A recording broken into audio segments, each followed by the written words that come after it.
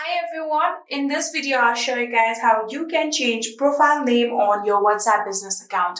Well, it is a very easy and simple process, so let's dive right into it. First of all, simply open your WhatsApp business application and from here tap on a settings icon right here.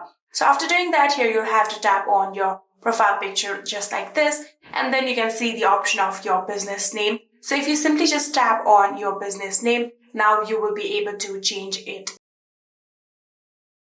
So just like this, here you can see I have successfully changed my business name, and from here tap on save and then tap on continue.